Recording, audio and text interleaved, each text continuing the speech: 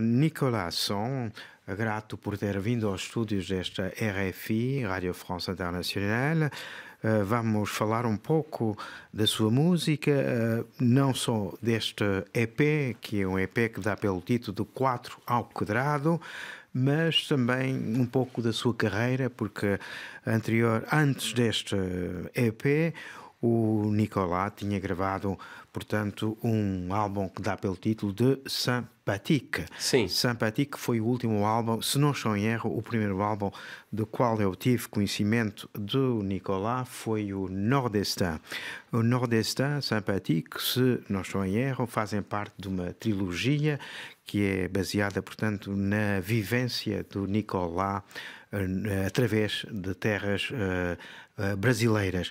Nicolas, explique-nos um bocadinho qual é o seu percurso brasileiro e porque é que foi levado, digamos, a escolher, digamos, a matriz brasileira como expressão musical. Então, primeiramente, eu descobri a música brasileira quando eu era criança. Eu era um grande amador de música e, através de uma coletânea de jazz, eu descobri uma maravilha, uma coisa tão surpreendente, tão diferente que me tocou assim, em comparação com as outras músicas que eram de jazz americano. Era uma música de Tom Jobim, interpretada por Stan Getz e João Gilberto. Que chama Lígia. Lígia, isso. E depois disso, os anos passando, eu sempre me aproximei um pouco mais da música brasileira. Na França, em Paris, porque eu morava em Paris, eu sou parisiense de nascimento. E eu tive a oportunidade, durante os meus estudos, de ter uma experiência internacional. E eu escolhi o Brasil. Eu escolhi o Rio de Janeiro. Eu tinha 23 anos, não conhecia ninguém, não sabia nem tocar um acorde de bossa nova, nada. Mas eu fiquei... foi um choque mesmo de tanto calor humano, de tanta hospitalidade, de tanta graça que você pode encontrar no Brasil. E daí eu comecei a pesquisar, a fazer os meus primeiros acordes, peguei algumas aulas de violão e, passo a passo, eu comecei a desenvolver uma aptidão, uma habilidade a tocar música brasileira. E daí veio, o tempo passando mesmo, a ideia de fazer alguma coisa com a língua francesa também. E eu não sabia da história dos músicos, dos cantores franceses com a música brasileira, não sabia de Pierre Baru, não sabia de Nougaro, não sabia dos primeiros discos de Serge Gainsbourg e de tudo mais. E daí, depois dessa viagem, voltei com saudade já. E eu comecei eu tenho que me organizar para ir de novo e para, sei lá, começar a gravar alguma coisa, vamos ver, com os músicos de lá. E foi assim, 2 anos depois voltei e foi uma história de amor durante... Portanto, a música levou o Nicolas a descobrir também, paralelamente, digamos, uma espécie de antropologia, uma espécie de, digamos, uma espécie de contacto mais profundo com a sociedade brasileira. Sim, totalmente. Nessa primeira viagem, em 2003, eu fiz uma viagem de 5, 6 semanas através do Brasil inteiro. Então, de São Paulo, que eu tava em São Paulo, depois do Rio eu fui para São Paulo, e de São Paulo eu fui para Foz do Iguaçu, mais a natureza, essas coisas, e de Foz do Iguaçu peguei um voo para Manaus. E aí de Manaus eu desci o Rio Amazonas, nesses barcos antigos, mesmo da época colonial mesmo. E desci, foram 4 dias e noites nesse percurso, até passando evidentemente por Santarém e chegando em Belém. Aí Belém, fiquei cinco dias em Belém, depois fui para Fortaleza, Recife, enfim, fiz uma tour do Nordeste. Então, eu saí daquela bossa nova, samba, para conhecer os ritmos mais do norte. Digamos, os ritmos mais ditos de raiz, como se diz no Brasil, se não estou em erro. São ritmos de raízes do norte e do nordeste. São os ritmos que são muito mais... Que há um cruzamento entre as raízes europeias e as raízes africanas, não é? Com certeza. Com o frevo e outros ritmos desses. Totalmente para Recife, para o frevo. Mas, por exemplo, em Belém do Pará, tem um carimbó. O carimbó é tipo um calypso.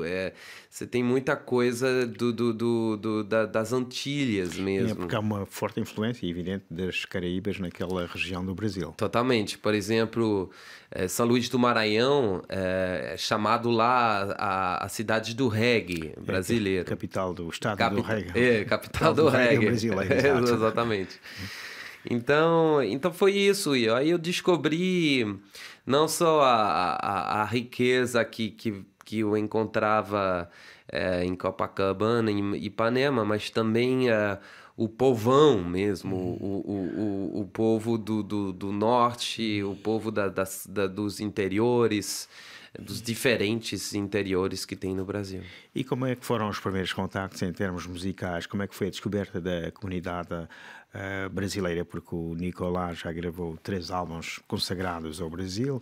Como é que foi o encontro com esses músicos brasileiros, para além, evidentemente, de descobrir, do ponto de vista discográfico, tal e tal artista, João Gilberto, ou outro artista brasileiro que foi, portanto, relevante e importante na sua descoberta da música brasileira? Como é que foi em contacto, digamos, em termos de trocas de ideias com os músicos brasileiros que depois vieram a trabalhar com o Nicolás?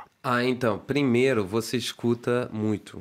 Escuta, sai, vai para as rodas de samba, vai para os chorinhos, vai para os bailes de forró.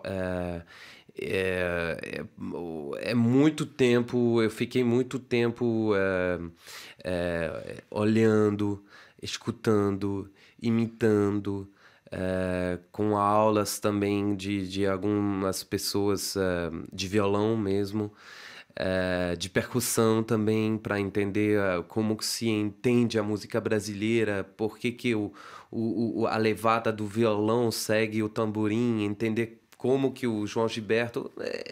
Que uma complexidade de ritmo extremamente... Uma complexidade rítmica quando você vem de uma cultura onde é tudo no tempo, são termos ternários, como tem na valsa, ou mesmo nos ritmos orientais, porque eu sou de origem armênia, e eu fui... a minha educação musical veio muito dos ritmos orientais também.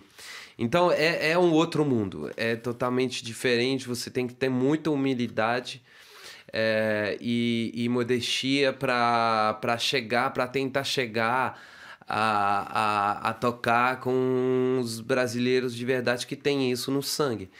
Então foi muito tempo passando e um belo dia, você tem que se largar, né? Você tem que botar a mão na massa mesmo. E daí foi engraçado para o primeiro disco, que é Parioca, que é a síntese do parisiense, do carioca.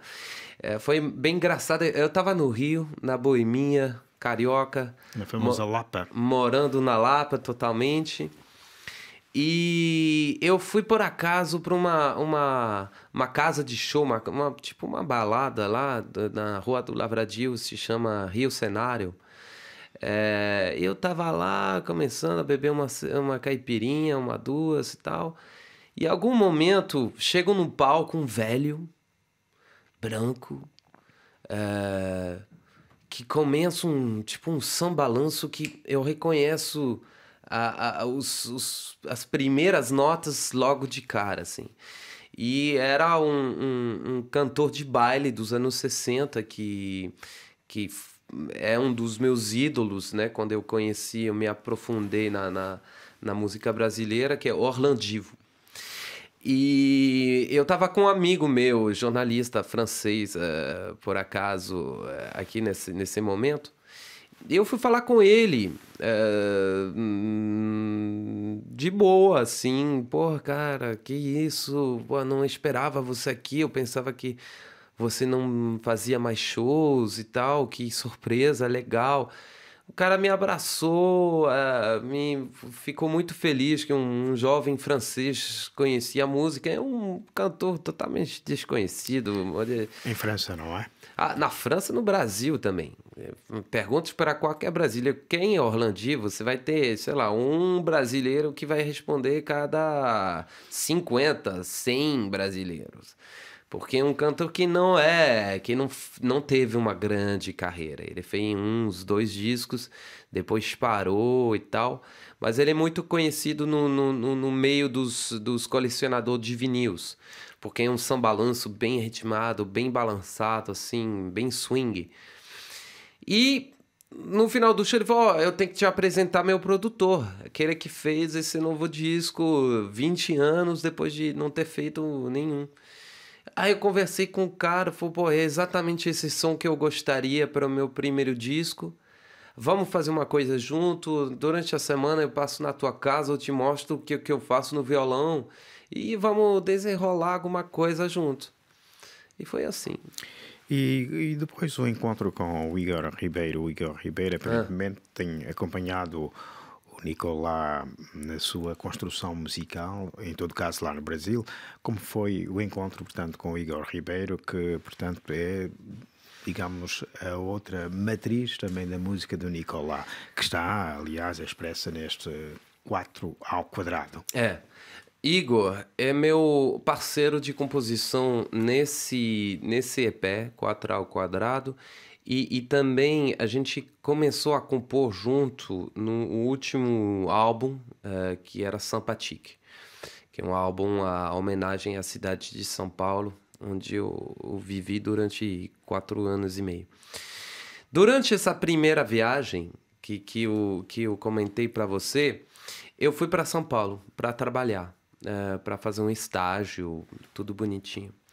E eu arrumei uma namorada lá, e um dia ela me levou para casa dela, ela morava com uma outra moça.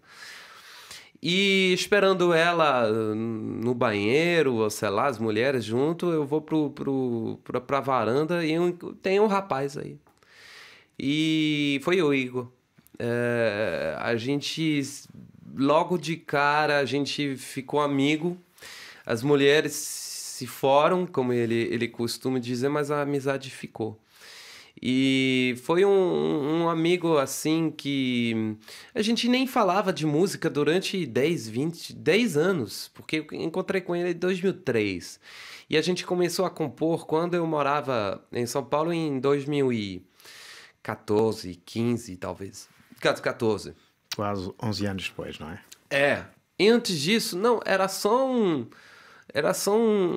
amigo, um companheiro de saída, de balada, quando eu ia de vez em quando para São Paulo para fazer um show, ou para visitar ele ou outros amigos que eu tinha.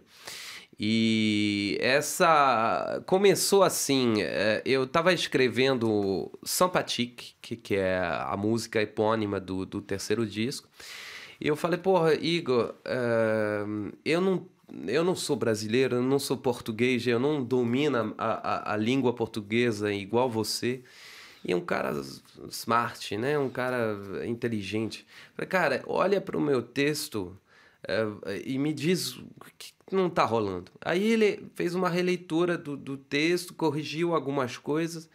Eu achei que as coisas que ele tinha arrumado soavam muito melhor do que eu tinha feito. Era muito mais idiomático, muito mais legal. Aí depois, logo assim, eu falei, pô, cara, eu tenho uma música, começa assim, tava lá parado no meio do povo, assim. E eu não sei como acabar, eu não sei qual. Vamos desenvolver alguma coisa junto? E foi assim que começou. Quer dizer, havia preocupação de, digamos, aprofundar uma poética, mas na língua, portanto, de brasileiro, na língua do português do Brasil. Sim, ele tem. Eu sou muito fã dele porque ele tem uma sensibilidade e uma profundeza que nem sempre hoje em dia você encontra nas músicas populares. E eu sempre tive a exigência de fazer uma música boa, mas também com letras um pouco mais avançadas, um pouco mais sutis. E ele é totalmente meu complementar, assim. A gente pensa da mesma forma, a gente...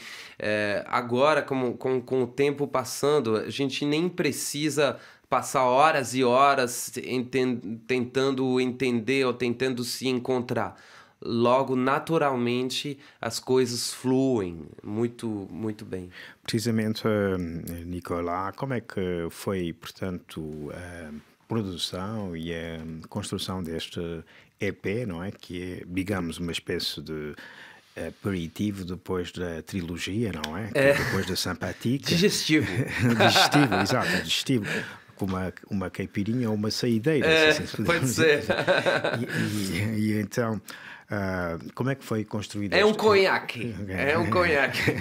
Como é que foi construído? Portanto, este 4 ao quadrado, em que existem, se não estou em erro, alguns músicos conhecidos que participaram nele e produtores diferentes, produtores do Rio de Janeiro, produtores de São Paulo, de BH, de Recife. BH, Belo Horizonte. Exato. Como é que foi construído este... Então, depois de Sympathique, a gente se entendia também e a gente passava muito tempo, um bom tempo junto, que a gente compôs 4 músicas a mais que não podiam entrar em Sympathique. E aí, em vez de guardar essas músicas na gaveta, pensando, eu vou gravar depois, não sei, eu falei, bom, vamos logo, vamos fazer algo, vamos fazer um EP só, coisa simples, 4 músicas. Como que a gente poderia fazer esse negócio? E aí eu pensei, 4 músicas no meu quarto trabalho, 2 pessoas compondo as letras e tal.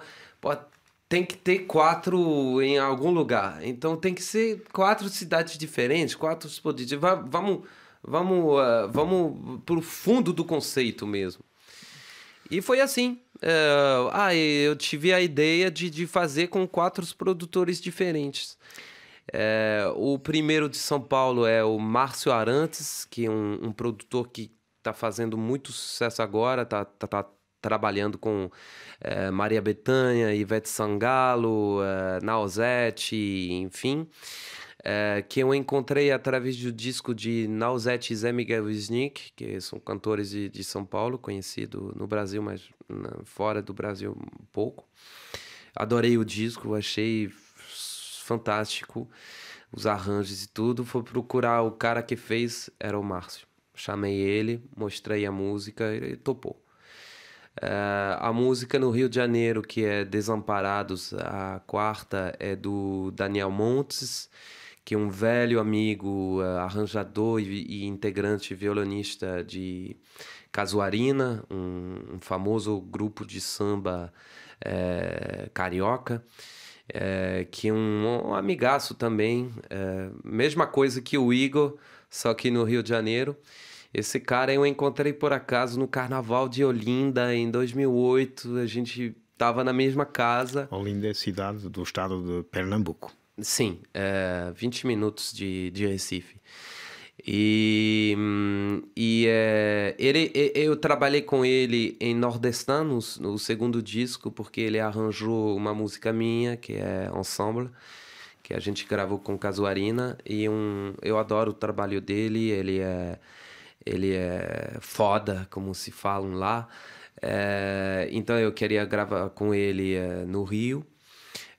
Eu queria. Fazia tempo que eu queria trabalhar com o Hugo Lins, que é a terceira, fez a terceira música, a Scala, que é um violonista de 12 cordas que tem um trabalho instrumental lá em Recife. Tá ganhando cada vez mais fãs. Trabalha com Renata Rosa, que fez muitos shows na França e na Europa. Já é conhecida aqui em França. Faz parte da banda da Renata Rosa. E que eu conheci também muitos anos atrás, antes de um carnaval. Me ofereceu a casa dele, eu conhecia o trabalho dele. Eu falei, se eu tenho que fazer algo em Recife, será com ele. E o terceiro é o BH, Belo Horizonte, João Tunhes. Isso foi uma recomendação do Márcio Arantes. E a gente fez uma boa parte, foi uma produção um pouco diferente. Uma parte em São Paulo, a gente mandou fazer algumas coisas em BH, depois a gente juntou tudo isso. E houve na origem uma preocupação de escolher uma direção musical bem precisa para este EP, uma vez que não, digamos, nesse EP, não. Em termos de, digamos, de expressão musical é bastante reduzida, não é? Não, esse direção? EP não é para produtores das major, porque é um trabalho artístico mesmo, sem nenhuma consideração comercial.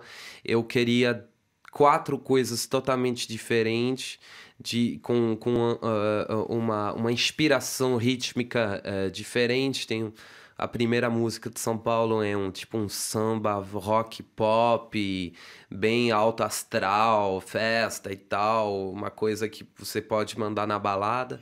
O segundo é uma valsinha que relembra as festas de São João. Tipo, em festas de São João geralmente é quadrilha, são coisas... Então, aí é um ritmo ternário, valsinha. Então, não tem nada a ver e, no mesmo tempo, tem tudo a ver. E a terceira é um 6x8 meio étnico, com violas caipiras e tal, violas 12 cordas. E o quarto é Carta Branca ao Daniel, tipo uma música popular brasileira contemporânea, assim.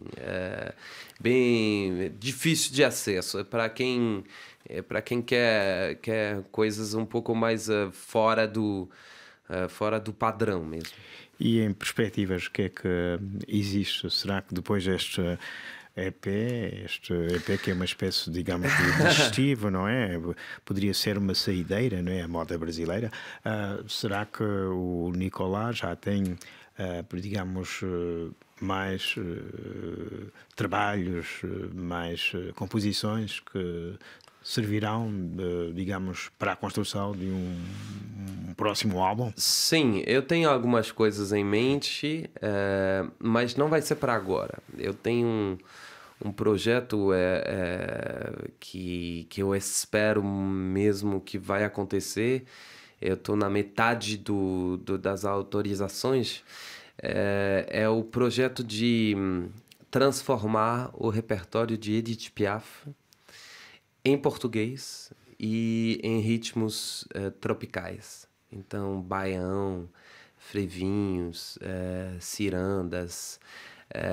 E esse é um disco que eu vou realizar em setembro e que eu lançarei em 2019, não sei quando. E isso implica um retorno ao Brasil digamos, Sim, para a produção desse mesmo álbum?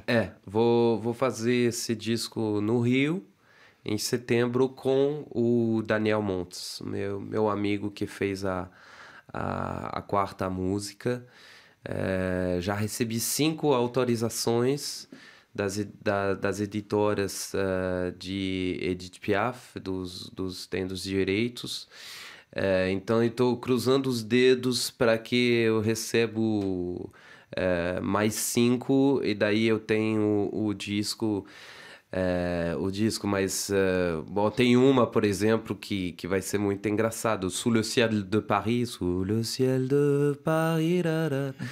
Aí eu faço: sobe o sol do Recife, me põe a rimar. Vai ser legal, né?